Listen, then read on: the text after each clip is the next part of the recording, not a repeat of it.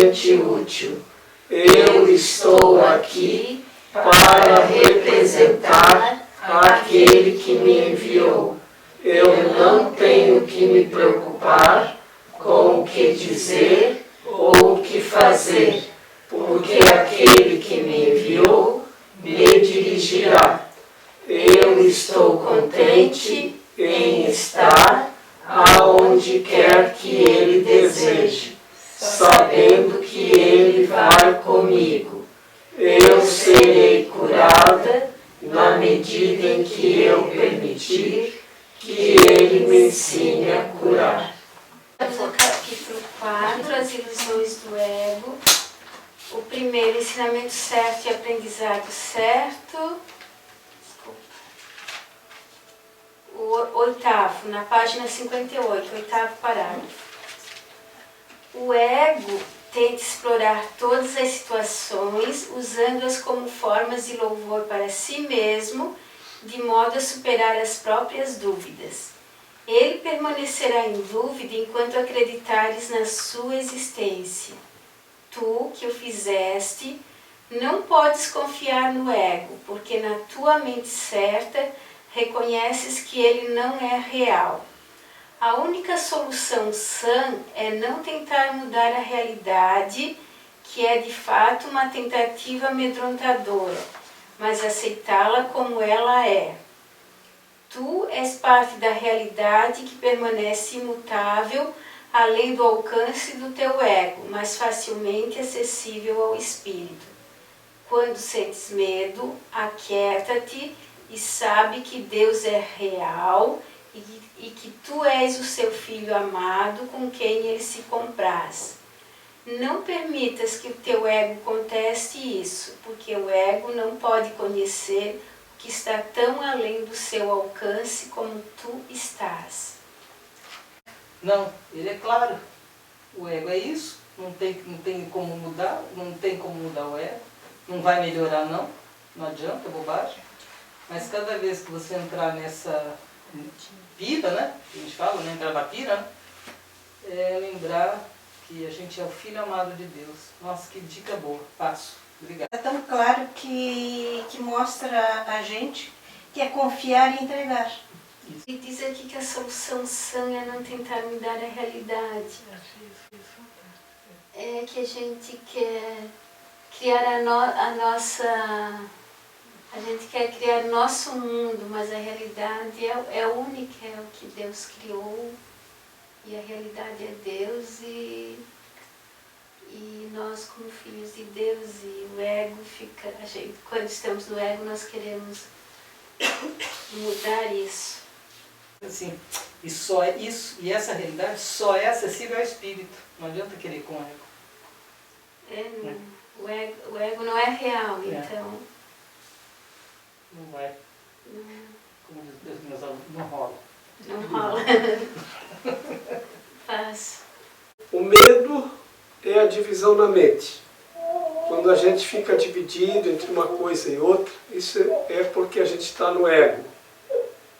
E então a gente tem que voltar para o espírito, ao nosso pensamento, à nossa mente, e entregar, sabendo que somos o Filho amado e que Deus está conosco o tempo inteiro, que tudo sempre é para o benefício.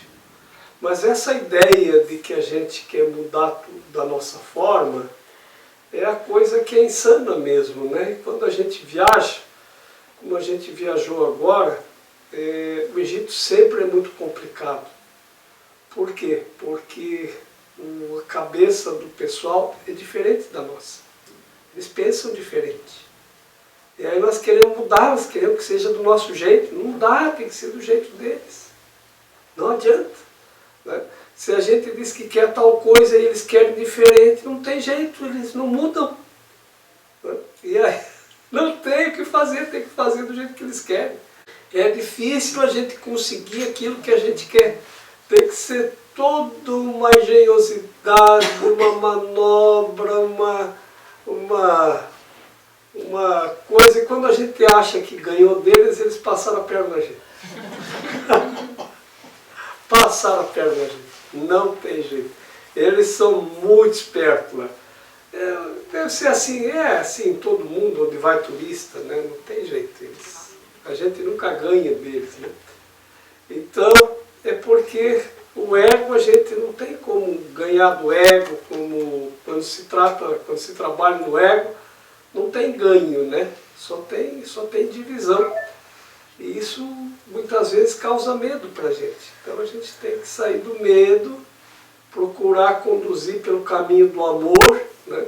Que é o caminho de volta para o Pai. E é assim que a gente vai conduzindo e conduzindo-se. E aí dá certo. Aí dá certo.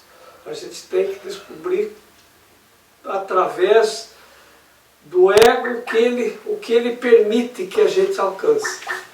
Porque entrar em choque com o ego não vai. Se entrou em choque, não tem jeito. Realmente o livro ele é muito claro. Ele mostra com clareza o que é afinal o ego, né? Como ele funciona e que é insano tentar alterar o querer mudar o ego. É como as pessoas que querem salvar o mundo, né? Não há como salvar o mundo, porque o mundo é como ele é. E é do jeito que ele é que nós temos que aprender. É como tentar mudar a escola. Se não for daquele jeito, você não aprende, né? Então, a gente tem que seguir o currículo, só que a gente se rebela com todos os currículos. E aí a gente quer adaptar o mundo de acordo com o nosso interesse, né? E tentamos também, por outro lado, nos adaptar ao mundo. E isso é insano também, porque nós não vamos conseguir, né? Então, quando nós tentamos salvar o que está lá fora, vamos salvar o mundo, vamos salvar isso, salvar aquilo, e tanta gente salvando o mundo está cada vez mais difícil. Não tem salvação para o mundo, a gente tem que conscientizar que a salvação é eu, é você, né? Eu tenho que me salvar. Então, você tem que entender que você tem que salvar você mesmo, não tem nada para salvar lá fora. A sua função aqui é salvar a si mesmo. Não tem outra coisa para você fazer. Porque nós ficamos tentando salvar outra coisa, a outra coisa não tem salvação porque ela é daquele jeito. Nós tentamos, na verdade, mudar uma coisa que é daquele jeito.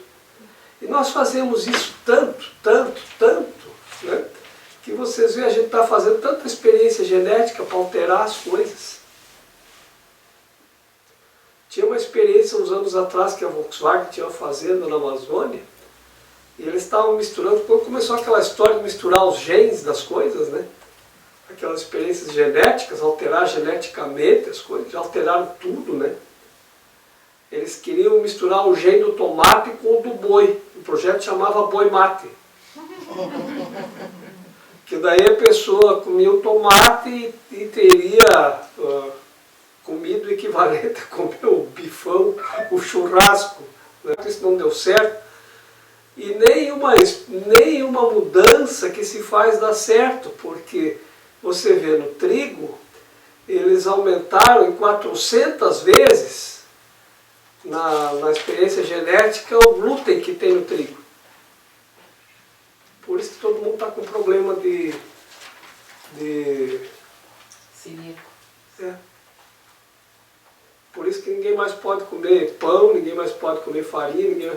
Por quê? Porque eles achavam que o glúten ia alimentar o povo. Então, se tivesse mais glúten, porque o trigo produz glúten, se eles aumentassem a capacidade do trigo de glúten, então ia alimentar melhor as pessoas.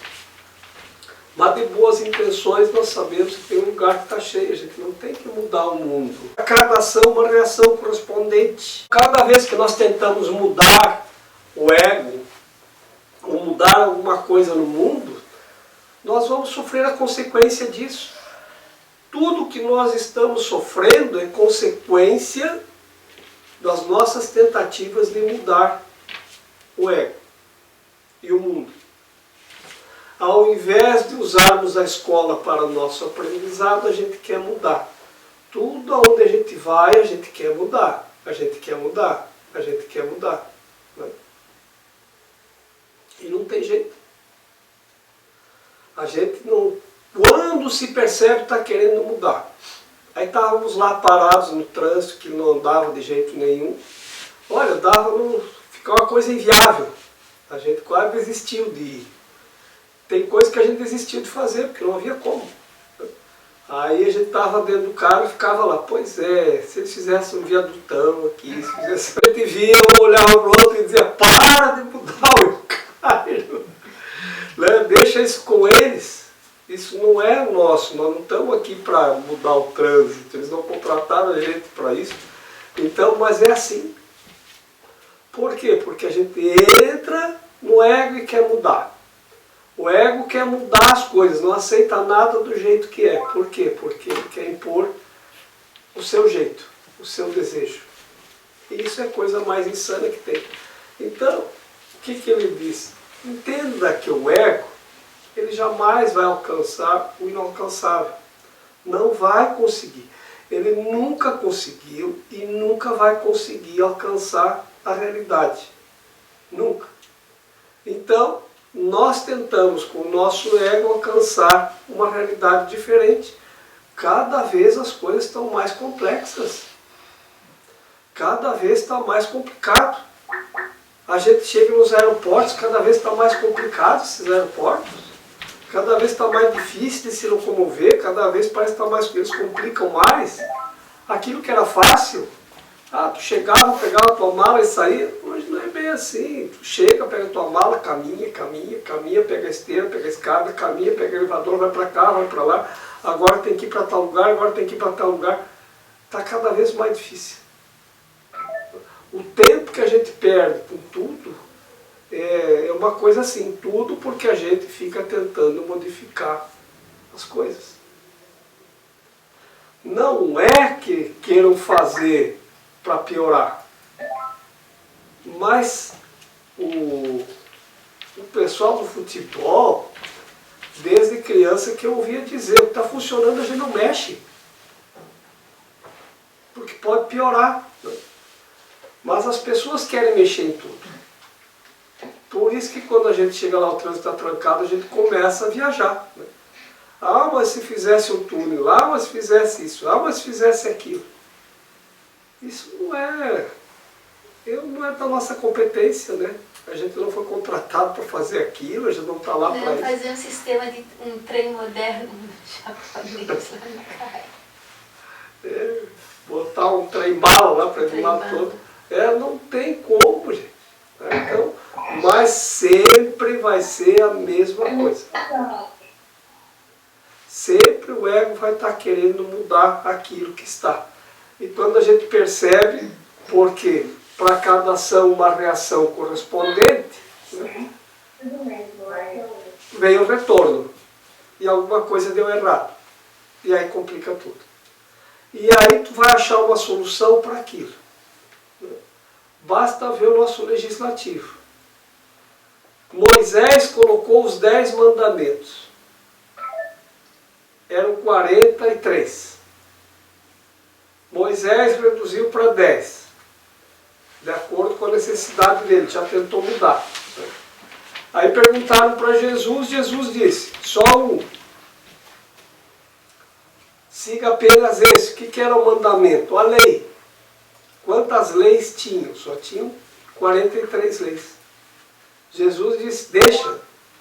Nem as 10, nem as 10. Só um. Amar a Deus sobre todas as coisas e ao próximo como a si mesmo. E aí o que nós fazemos?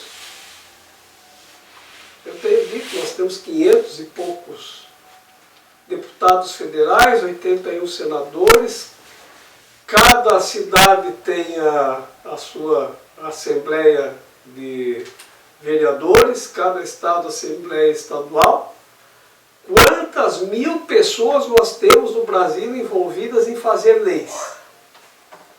E quantas mil no judiciário envolvidas em interpretar as leis que são feitas? Isso não há como. Isso não tem solução.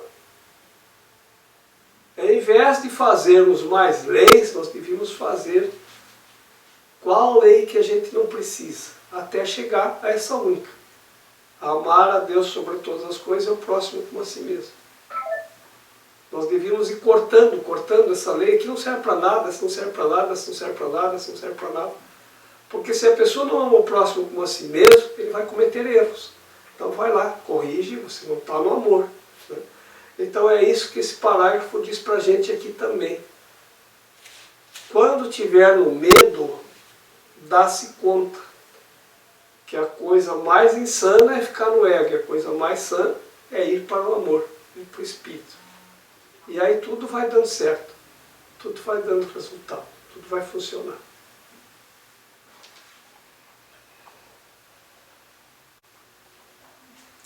Se a gente ler um parágrafo hoje desse livro, e daqui 3 dias vai ler de novo, parece que a gente nunca leu. Por quê? Porque quando a gente lê, a nossa mente viaja. Então, funciona assim. Eu vou dizer uma frase. Hoje à tarde estava chovendo, tinha vento, estava frio. O que você lembra da frase assim? Estava chovendo. Fazia frio. Faltou uns pedaços. Né? Então assim, quando você diz frio, que é a última palavra, a nossa mente viaja, não pega uma palavra da oração e fica pensando naquilo, que nós temos que assimilar palavra por palavra. E como a frase é dita de uma só vez, nós não damos conta. Então nós ouvimos uma ou outra palavra da frase. E aquela que ouvimos, para assimilarmos aquilo, a gente dá uma viajada. E como a nossa memória, ela vai no sentido temporal, cronológico, né? Não é que seja assim, mas porque nós acreditamos que assim seja, e nós fizemos de tal maneira para nos situarmos no tempo, o que era antes, o que é agora, o que vai ser depois, para colocar, mas não é assim que fica registrado na nossa memória. Né? Então, o que acontece? Muitas vezes nós registramos apenas uma palavra, e muitas vezes a última que foi dita, porque as anteriores já estão no passado, e a gente não lembra mais daquilo. Então amanhã você diz outra coisa, e outra coisa, e outra coisa, daqui um pouco nós não lembramos de mais nada. Então esse livro, ele funciona de uma forma muito interessante. Eu chamo isso uma espiral ascendente. Ele vai levando, e vai nos levando cada vez mais para cima. Tem um templo lá no Egito, que é o templo de Dendera, que para subir no templo a gente vai bem dessa forma.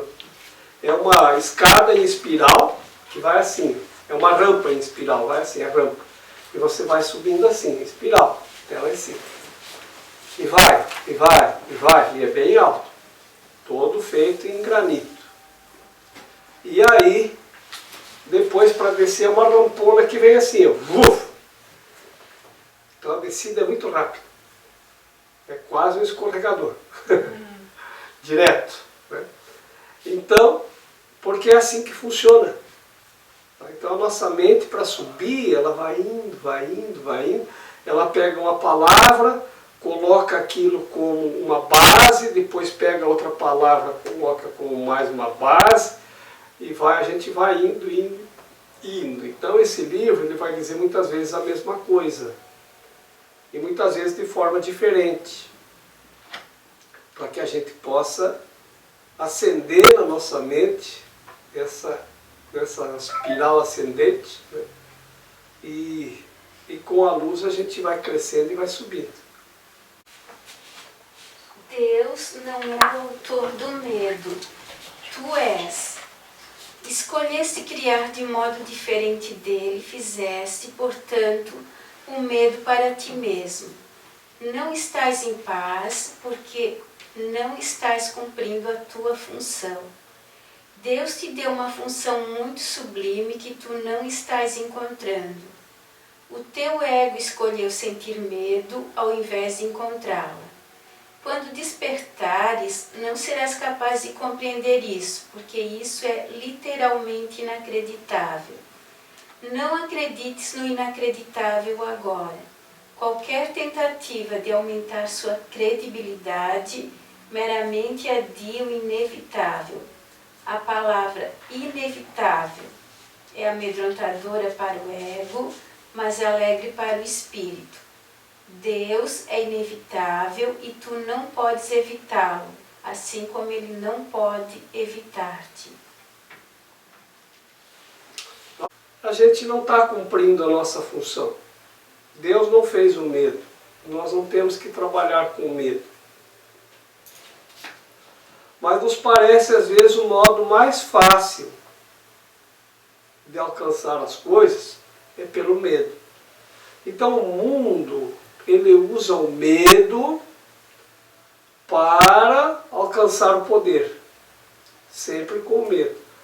O que eu posso e o que eu quero, eu tento fazer com medo. Vocês vejam até as canções de ninar, para fazer criança dormir, é tudo colocando medo.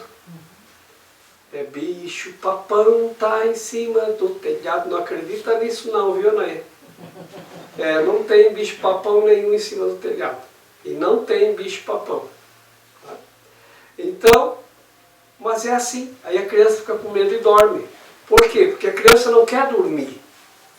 Imagina você chegar num lugar onde tudo é novidade. Toda hora tem uma novidade. E as pessoas amam você.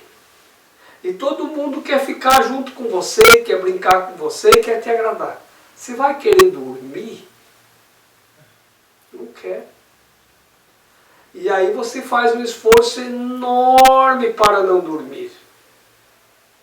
É como a criança faz. Né? Só que daí está todo mundo cansado querendo dormir, a criança não quer. Ela quer continuar a festa. Não quer que termine a festa daquele dia. Daí a gente coloca medo para fazer a criança dormir. Funciona. Ela fica com medo e vai dormir. Então tudo que nós fazemos, ou praticamente tudo, nós fazemos com medo. Usando o medo. E porque usamos o medo, tudo que nós damos, nós trazemos para nós mesmos. Então toda vez que nós colocamos medo em qualquer coisa que nós fizermos, quanto mais nós colocarmos medo para o outro, mais medo nós vamos ter em nós mesmos. Então quanto mais amor nós colocarmos, mais amor nós vamos ter em nós mesmos. Então,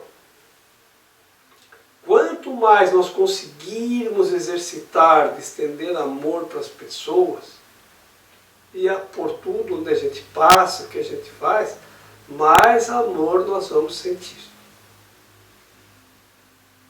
Quanto mais medo nós também vamos sentir. E isso só adia o inevitável.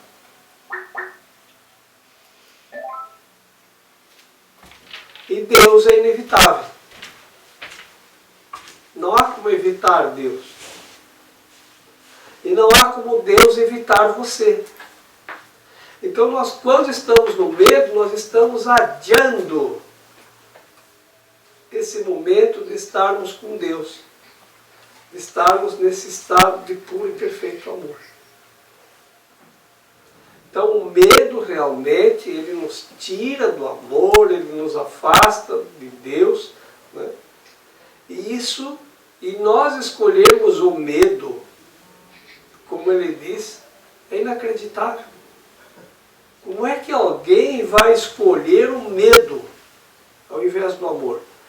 Quando você despertar para o amor, você não vai acreditar que você escolhia fazer as coisas com medo. Porque não há como. Você vai dizer, eu não acredito que eu usava o medo para fazer isso. Por que que eu não fazia com amor? Eu não acredito que eu fazia isso utilizando o medo, ao invés de fazer com amor. Não pode ser. Como que eu fiz isso? Como que eu fui fazer dessa maneira?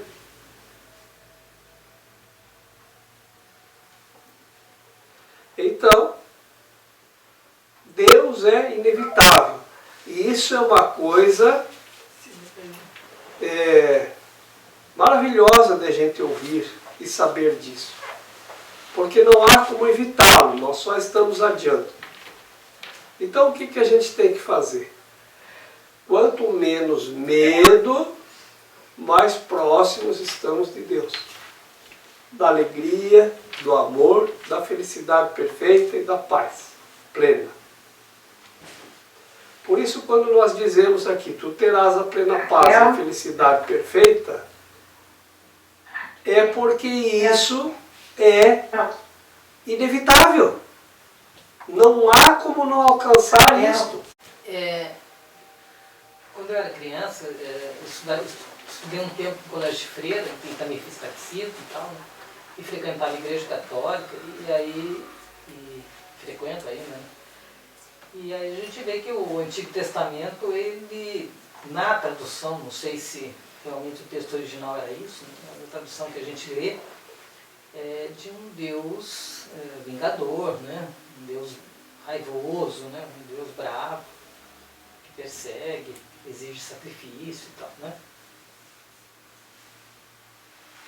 E na verdade é um Deus que põe medo, né? E eu me lembro que, eu não sei se vocês não tiveram isso, quando vocês estavam estudando, não sei se vocês estudaram catecismo, né? De que falava, né, desse Deus que vê tudo, ó, tá vendo tudo que você está fazendo, hein? Onipotente, onisciente, onipresente. Vendo tudo, né? E é um Deus que, né, castiga isso e aquilo. E depois aí a gente ia para o Novo Testamento, um Deus amoroso, né? Ah, mas meu Deus do céu, não pode ser. Alguma coisa está errada, não sei. E ninguém me explicava. Né? Como é que pode ser um Deus que me ama e que fica me castigando? Não pode, não faz sentido, alguma coisa está errada. O que aconteceu é que assim, isso é a história lá do Egito, né? Que vocês lembram que o Moisés, ele é filho adotivo. E que o Ramsés, que a mãe do Ramsés pegou um menino que era da mesma idade do filho dela, o Ramsés era filho de Deus. Hebreus do escravo.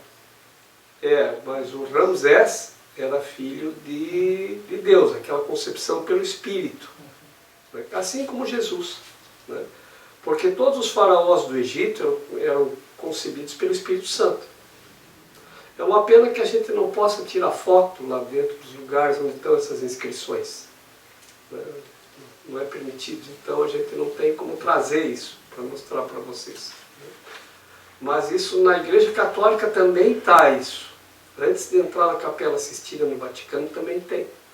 Só que parte dessa concepção pelo Espírito, de como acontece aquela história, eles cobriram com um pano a vez que nós tivemos lá. Não sei se já abriram, não. Estava coberto por um pano.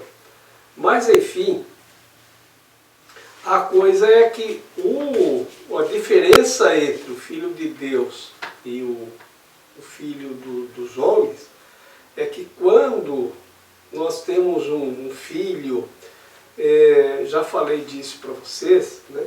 Nós transmitimos toda a informação genética nossa. Assim como nós recebemos toda a informação genética dos nossos antepassados. Isso a ciência já é pacífico nisso, né? Ponto pacífico. Não há o que desdizer, né? De que toda a informação genética de todos os nossos antepassados está em cada uma das nossas células. Está impresso ali. Milhões de vezes. O que acontece? O Moisés, ele foi educado junto com Ramsés na mesma escola. Só que o Ramsés, ele podia assumir o reino do Egito. E o Moisés não. Por quê? Porque o Moisés tinha ego. E o ego estava gravado na informação genética. Por quê? Porque a gente diz que é filho da carne, não é filho do espírito. Né? Então, o que aconteceu? Quando o Moisés achou que ele também foi preparado para governar, né? E Ramsés disse para ele, explicou para ele por que ele não poderia governar, mas eu fui preparado para governar o Egito também. Foi, mas não pode. Aí, mas e aí? Foi, mas não pode? Aí pega. Aí ele como ele tinha muito o ego, estava muito no ego nessa ocasião, então o que ele fez? Ele entrou na história do medo. E foi a partir de Moisés que nós temos os relatos das pragas do Egito, né, que é para botar medo, que jamais Deus ia fazer aquilo, Deus não faz aquilo. Né. Mas a mente é muito poderosa. E a educação que o Ramsés teve, que os faraós tinham, era de muito poder. Eles eram muito poderosos, mas eles não usavam poder para alterar nada nesse mundo. Porque se tu altera, ele sabe a consequência. Que cada coisa que tu altera vai ter uma consequência, e ele sabe disso. Mas o Moisés não aceitou. Então o que ele fez? O Moisés escreveu um livro do Antigo Testamento de acordo com como ele entendia. Que ele poderia governar pelo medo, pelo castigo. Então quando ele leva o povo pelo deserto em busca da terra prometida, todo o caminho, se lerem o livro do Êxodo da Igreja Católica, é de medo. Em algumas ocasiões, Moisés conversa com Deus.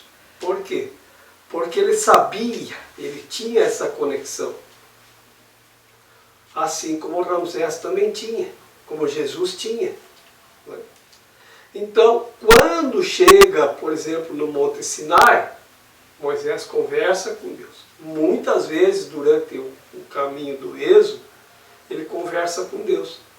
Mas para ficar com aquele povo perdido 40 anos no deserto, as pessoas que saíram com Moisés, 40 anos depois já era outra geração. Praticamente todos, tinha poucos sobreviventes da saída. A maioria nasceu no deserto, que chegaram com ele no ponto final. E os mais velhos foram morrendo, porque não tinha água, não tinha comida, perdidos no deserto, sem rumo, sem direção. Então Moisés abriu o Mar Vermelho, sim. Moisés falou com Deus no Monte Sinai, sim. Falou também lá na Jordânia, lá naquela história da pedra, que está lá jorrando água até hoje. Mas ele voltava para o ego. Então por isso que o Antigo Testamento foi escrito com medo. Mesmo no Novo Testamento, em algum ponto desse livro, é colocado, os apóstolos que escreveram o Novo Testamento também, eles também estavam com muito medo. Ainda. Eles ainda tinham medo. É que eles escreveram, mandaram mensagens de medo. Né? Tipo, traíram Jesus, o Judas traiu Jesus, agora tem o castigo, tem aquela coisa toda, aquilo ainda é mensagem de medo. Então nesse livro ele traz à luz, eles estavam no medo ainda, quando escreveram isso. Então por isso. Né? Agora, essa linguagem do medo, ela ainda é usada por muitas religiões. Pela Igreja Católica também usa ainda o Novo Testamento. Embora Jesus tenha dito, quando perguntaram, e o livro do Moisés? O qual nós chamamos agora de Antigo Testamento. Jesus disse, não fez nenhuma crítica, nem um comentário, nem um julgamento. Ele apenas disse, deixo a vocês um novo testamento, sigam apenas este. Por isso que o Novo Testamento é amor. Embora ainda que foram escritos pelos apóstolos, como eles ainda não tinham saído totalmente do medo, eles ainda tinham medo, ainda traz mensagens de medo, em um dos pontos que nós temos que corrigir. Mas o Antigo Testamento esqueça. Mas que ele funciona, funciona. O medo funciona no mundo. Porque é só você ver as igrejas do medo como as pessoas vão. Porque numa igreja que dá liberdade total, eu ainda acho que a Igreja Católica é a igreja que mais ensina o amor. Mas não é o que as pessoas querem. As pessoas, elas são mais facilmente, elas aceitam ser conduzidas pelo medo. Então você vai em determinada igreja, não pode cortar o cabelo, não pode usar calça, não pode isso, não pode aquilo, não pode ver televisão, outro não pode ir no baile, outro não pode fazer não sei o que, não pode fazer não sei o que, não pode nada. Quanto mais medo tu colocar, mais adeptos tu vai ter. Porque as pessoas estão tão perdidas no ego, o ego é tanta divisão, que a pessoa busca o caminho, mas ela não consegue se disciplinar no amor. Então ela aceita esse caminho do medo, porque o medo impõe disciplina. Se tu não fizer tal coisa, vai ser castigado por Deus. E assim. É que eles escreveram, mandaram mensagens de medo. Né? Tipo, traíram Jesus, o Judas traiu Jesus, agora tem o castigo, tem aquela coisa toda, aquilo ainda é mensagem de medo. Então nesse livro ele traz à luz, eles estavam no medo ainda, quando escreveram isso. Então por isso. Né? Agora, essa linguagem do medo, ela ainda é usada por muitas religiões. Pela Igreja Católica também usa ainda o Novo Testamento. Embora Jesus tenha dito, quando perguntaram, e o livro do Moisés? O qual nós chamamos agora de Antigo Testamento. Jesus disse, não fez nenhuma crítica, nem um comentário, nem um julgamento. Ele apenas disse, deixo a vocês um Novo Testamento, sigam apenas este. Por isso que o Novo Testamento é amor. Embora ainda que foram escritos pelos apóstolos, como eles ainda não tinham saído totalmente do medo, eles ainda tinham medo, ainda traz mensagens de medo, em um dos pontos que nós temos que corrigir. Mas o Antigo Testamento esqueça. Mas que ele funciona, funciona. O medo funciona no mundo. Porque é só você ver as igrejas do medo como as pessoas vão. Na Igreja Católica, a criança tinha os santos olhos. Eu tinha tanto medo desses santos olhos. Verdade. Por quê? Porque eu imaginava que os santos olhos eram os olhos dos santos. Os olhos. Que ficavam olhando pra gente. Claro, e como você fazia arte? Como a gente tirava pedrinha. Então a gente fazia arte e ficava dizendo, não tem jeito de escapar dos santos olhos. Né? Então, isso vê que ali não tinha nada de medo, mas eu interpretava como medo. Então tem muita coisa que não está colocada como medo, mas nós interpretamos aquilo como medo, porque nós entramos no medo. Que a gente faz uma coisa errada e fica com medo. Aí a gente tem medo de tudo. Agora, isso da onipresença, da onisciência e o que mais? Onipotência, isso são as virtudes de Deus. Como você é o Filho perfeito de Deus, você tem todas essas capacidades também. Da onisciência, da onipresença e da onipotência. Deus criou você tão poderoso, tão ciente e tão presente, que você pode estar em todos os lugares ao mesmo tempo. É a onipresença. Por isso que quando mandava os WhatsApp, né, estou aí contigo, parece que eu estou aí contigo, que a gente mandava uma foto ou alguma coisa da viagem. Né? E eu acredito que estavam sim, tanto que eu disse, ajude a pagar a conta. Então, já que vocês estão aqui, ajude a pagar a conta. Né? Depois dessa mensagem fica um silêncio. Ninguém mais estava presente. Tem alguém presente aí? As pessoas... Não, eu estou aqui em Floripa. Mas é claro que nós podemos estar, porque as nossas mentes, elas estão unidas. Então não é que a minha mente seja onipresente, sozinha, não. Quando eu uno a minha mente com a tua, e você vai para o Japão e eu fico aqui, é como se eu estivesse lá e você estivesse aqui. E aí eu uno a minha mente com um tailandês, com um árabe, com um português, com um argentino.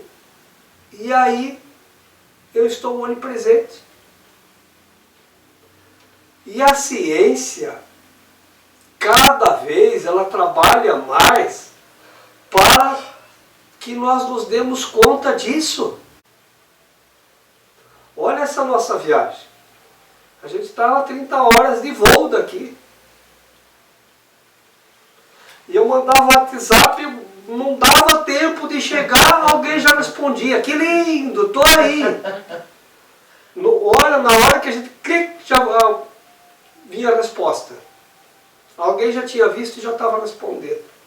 Então isso é a onipresença. E a onisciência, porque tu consegue saber a mesma coisa que eu ao mesmo tempo. Isso é a onipotência. Isso é o poder da nossa mente. De estarmos cientes e presentes em todos os lugares ao mesmo tempo. Nós ainda precisamos da eletrônica para acreditar nisso.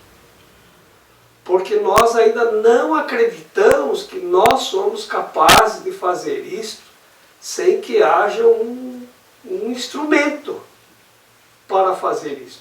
Tem que ter uma máquina, alguma coisa. Né? E aí nós criamos máquinas e mais máquinas e mais máquinas e mais máquinas para fazer as coisas.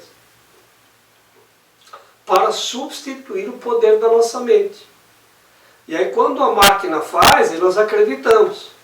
Mas nós não precisamos das máquinas para fazer. Nós podemos estar onipresentes apenas unindo nossas mentes umas às outras. E isso nos torna oniscientes. Isso é consequência uma coisa da outra. Só que claro que isso colocava medo na gente. Porque Deus é onipresente. Ele está aí do teu lado. É onisciente, Ele sabe de tudo. E é onipotente, Ele pode te castigar. Então Ele está te vendo, Ele sabe até os teus pensamentos e pode te castigar. Isso é como nós interpretamos, porque nós interpretamos pelo medo. Então é claro que se nós fôssemos escrever um livro, enquanto estudávamos o catecismo daquela maneira, tem muitas coisas que já vêm com o medo. Porque alguém colocou o medo onde não tem. Porque não há medo na onipresença, na onisciência e na onipotência. Pelo contrário. Isso é uma coisa que nós temos que querer, porque isso é tudo de bom. E quando nós unimos nossas mentes no nível do Espírito, nós somos oniscientes, onipresentes e onipotentes. Olha o poder que nós temos. de estar em tantos lugares ao mesmo tempo. Abra o Facebook, o WhatsApp, o Instagram, essas redes sociais, e vocês veem que você pode estar com as pessoas em qualquer lugar do mundo. Eu estou com você agora, aqui, e estou com, não sei, estou com a Ananda, que está lá na Lagoa. Estamos com o Alexandre, que está no Estreito. E se alguém mandar uma foto de alguma coisa lá do Japão, a gente vai estar no Japão, porque a gente vai estar ciente da mesma coisa. Então nós estamos oniscientes, instantaneamente e ao mesmo tempo. Isso é a onipotência.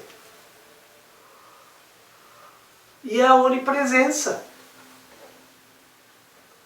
Porque tem videozinhos que a gente fazia e mandava, e é claro que a pessoa estou me sentindo aí. Mas claro que se sente. Porque é a mesma coisa que estar lá. Naquele momento a tua mente vai lá. Se conecta com aquilo que está acontecendo lá.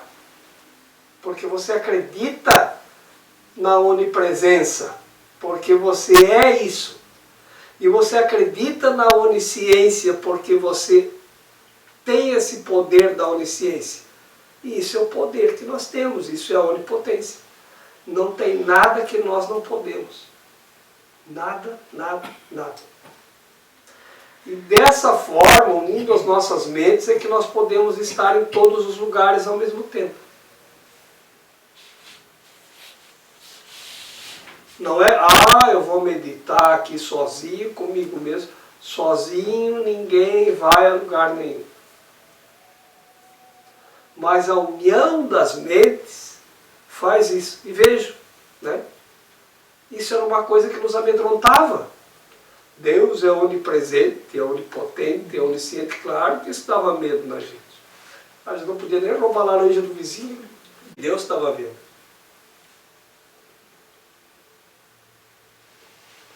Então, nós passamos por medo o tempo inteiro. O mundo é só medo. O mundo só vai trazer medo. E não adianta que nós não vamos mudar o mundo. Não há como mudar. Então, mas enquanto nós acreditarmos no medo, nós adiamos o amor, a alegria, a felicidade, a onipotência, a onipresença e a onisciência. Que são características divinas.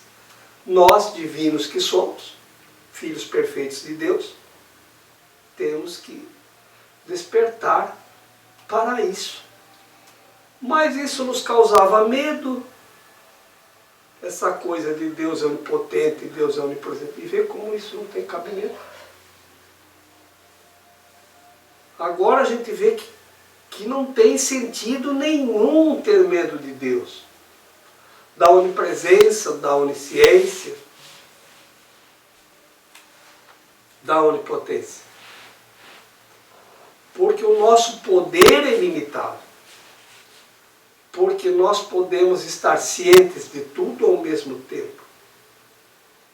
E presentes em todos os lugares ao mesmo tempo. Então, trago uma bela novidade para vocês. Vocês não precisam mais viajar para a Europa. Vocês dão o dinheiro que eu e a Raquel viajamos, né?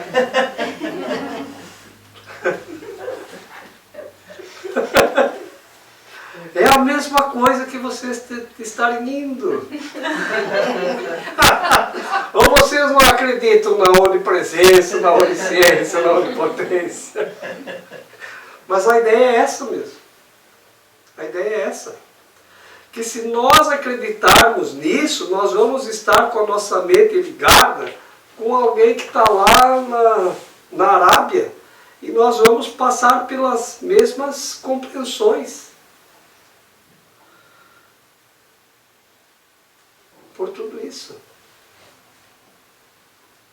E hoje a gente tem o Facebook, e a gente está unido com pessoas do mundo inteiro. Isso é onipresença. Porque hoje eu tenho uma chamada de vídeo que a pessoa está aqui na minha tela, está falando comigo e ela está não sei aonde. E ela me mostra o que está à sua volta. Então é a mesma coisa que ela estar aqui e eu estar lá. Então isso, veja como isso serve para tirar o medo da gente, da onipresença, da onisciência. Porque eu sei ao mesmo tempo que ela e ela sabe ao mesmo tempo que eu. E isso é o compartilhamento das mentes. E é isso que nos torna tão poderosos. Então não é para ter medo disso, né? Não é para adiar isso ficando no medo. Que se Deus não castiga, Deus não faz nada, nada. Então, quando a gente fica no medo, a gente está adiando isso. Então o que nós temos que fazer é começar a pensar se queremos continuar no medo ou se queremos despertar para simplesmente onipresença, onipotência e onisciência.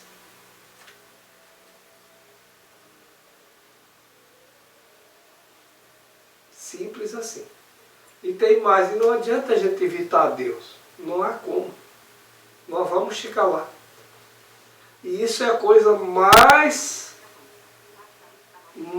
bela que nós podemos ouvir, que não tem como evitarmos Deus. E Ele também não pode nos evitar, porque somos uma só mente.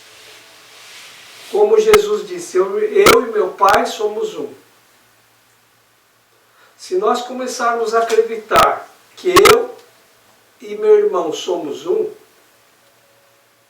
e é nesse sentido que nós temos que fazer, pode fazer isso usando a rede social. Acreditando que aquilo que a pessoa está experimentando lá e compartilhando com você, você também está experimentando. Então uma compreensão que nós temos aqui, ela vai para todos os cantos do mundo. Imediatamente, na mesma hora. E isso é o trabalho da onisciência. Por medo. Medo de que alguém vai tirar alguma coisa minha.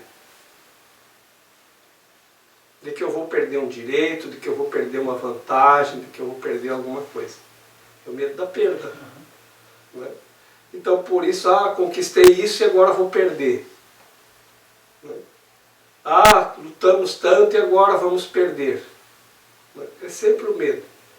E todo ganho, ele não é permanente. Porque tudo que o mundo te dá, ele tira de volta. Então, o que a gente tem que entender? Que tudo já está perdido. Aí, você não entra no medo. Porque tudo é pó. Porque tudo vai virar pó. Daqui 200 anos, esse nosso modo de viver provavelmente não vai existir mais no planeta. Os direitos vão ser outros, os deveres serão outros, os hábitos serão outros, né? E assim vai. Eu sempre lembro que o meu pai, ele já tinha bastante idade e ele era alfaiate, ele fazia ternos sob medida. E aí começaram as lojas a vender ternos prontos. A pessoa ia lá, entrava dentro do terno, serviu esse? Não, experimenta aquele. E já saía andando. Ninguém mais esperava 2 meses para o terno ficar pronto. E ele não tinha condições de botar uma loja e não sabia fazer outra coisa. Então, o que acontece? Como muitas coisas, por exemplo, datilógrafo, né? São coisas que vão mudando, não tem como retomar isso. Então, todas as nossas conquistas, e nossa, se alfaiate para ele, alfaiate era um status. que todo mundo ia mandar fazer terno no alfaiate. Era uma pessoa reconhecida socialmente, né? No meio onde vivia. Até tem uma história interessante, que tem um cara que passa aqui na livraria um dia.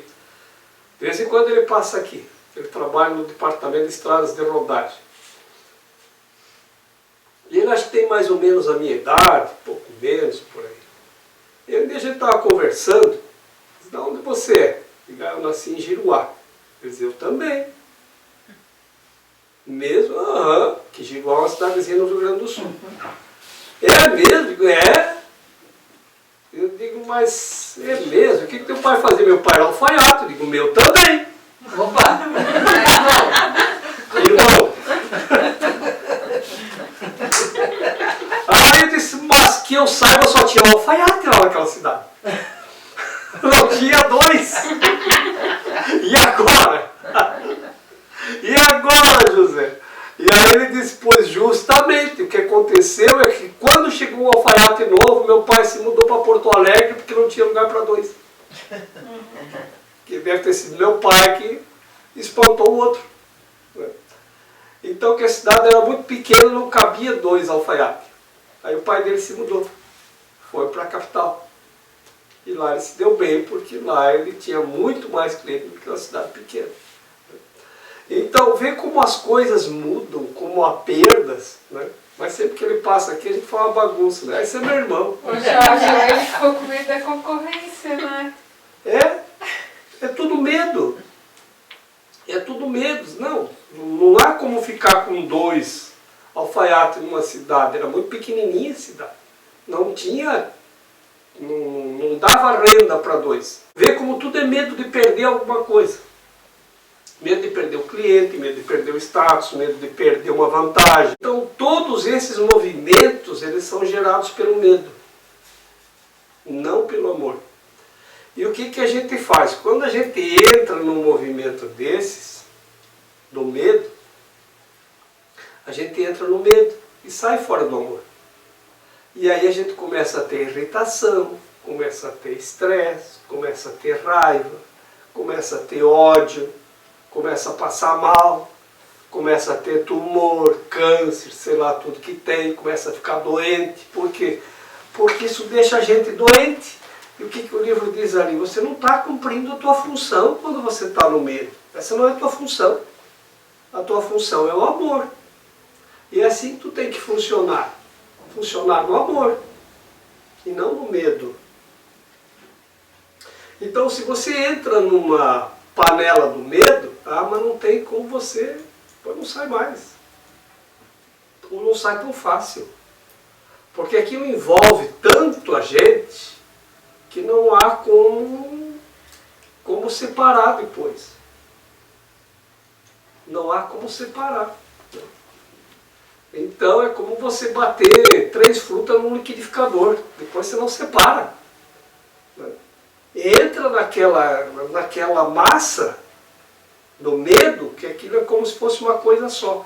E aí você sai do amor, sai da paz, sai da alegria, sai da felicidade. Então o que a gente pode dizer? Todos os movimentos, eles são nesse sentido. E até os chamados movimentos pelo amor, você tem que olhar se não são movimentos do medo também. Sabe? Se não são motivados pelo medo, porque assim, por amor nós vamos salvar o planeta. Salvar do quê? Da destruição? Porque senão nós não vamos mais ter casa para morar. Está com medo de não ter casa para morar? Então isso não é amor. Viram como o que está lá fora não pode ser amoroso? Amoroso tem que ser você. Porque senão você entra no medo. E aí vai ter todo tipo de engendração para fazer acreditar que você está no amor. Então, vamos salvar o planeta. Que a gente vê movimentos para salvar o planeta em tudo que é lado. Né? Por amor, por amor. Por amor ou por medo? Por amor, eu não vou fazer determinadas coisas. as 43 confissões negativas do Antigo Egito, era como uma pessoa deveria viver. E tem duas possibilidades aqui. Uma era que quando a pessoa ia ser iniciado na Grande Pirâmide, ele tinha que confessar. Confissão negativa quer dizer, eu confesso que não, eu confesso que não, eu confesso que não. Não é confesso que fiz, era o contrário. Nós confessamos que pecamos, eles confessam que não pequei. Então estava lá, por exemplo, eu não confesso que não poluí as águas. E lá só tinha o rio Nilo, no Egito. Então, quando você quer fazer uma coisa com amor, você não polui a água, uma delas. Eu confesso que não poluí meu corpo. Não poluí o corpo. Eu não comi uma coisa que vai fazer mal. Que vai danificar o corpo, por exemplo. Se eu fumo, eu estou poluindo meu corpo. Não é? Então, tudo isso que nós fazemos e nós não queremos abrir mão, nós fazemos não por amor, mas por medo. Então, por que você chega numa cidade, cara, não está irrespirável, não consegue respirar mais? Porque a poluição está uma coisa de louco. Ela esconde a Grande Pirâmide em determinados horários. A uma determinada distância a gente não consegue ver. Tem que esperar abrir o sol para desfazer aquela nuvem de poluição. E a poluição gerada pelos carros, é muito caro. Tem lá uns 20 milhões de habitantes, todo mundo quer ter carro. E lá a gasolina é gasolina mesmo. Você sente o cheiro da gasolina.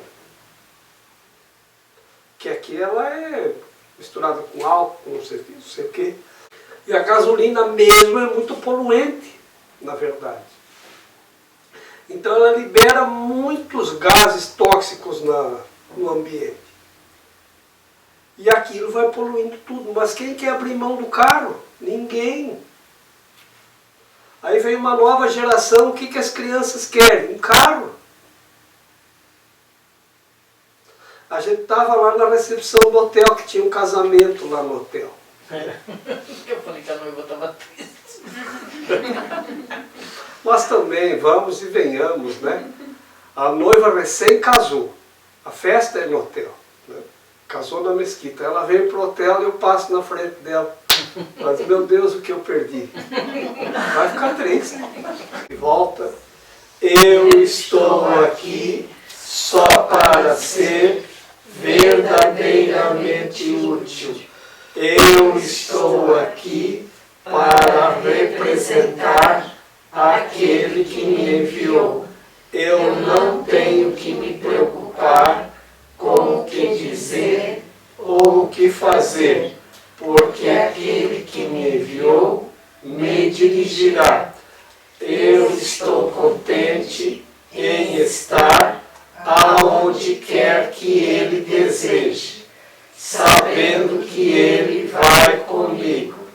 Eu serei curada na medida em que eu permitir que Ele me ensine a curar. Mas quando nós chegamos em Luxor e fomos para o hotel, o nosso hotel era bem longe da estação de trem, veio um motorista oferecer táxi. Aí nós acertamos o preço e aceitamos. Sabe aquela história dos dois portugueses que vieram para o Brasil e compraram táxi em sociedade? E como eles eram sócios no táxi, eles saíram para trabalhar junto e não pegavam passageiro nenhum.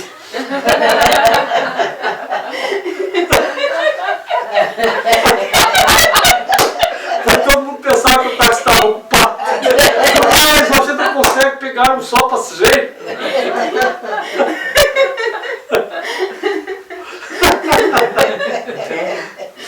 Bom, era assim, eles eram sócios do carro. Eles trabalhavam juntos. O carro era tão velho, um carrinho pequeno, um carrinho antigo, acho que é russo, E os dois da década de 30, eu acho, e um lavandão. E aí nós entramos no carro, aqueles Jorge, o carro mais velho que nós já vimos.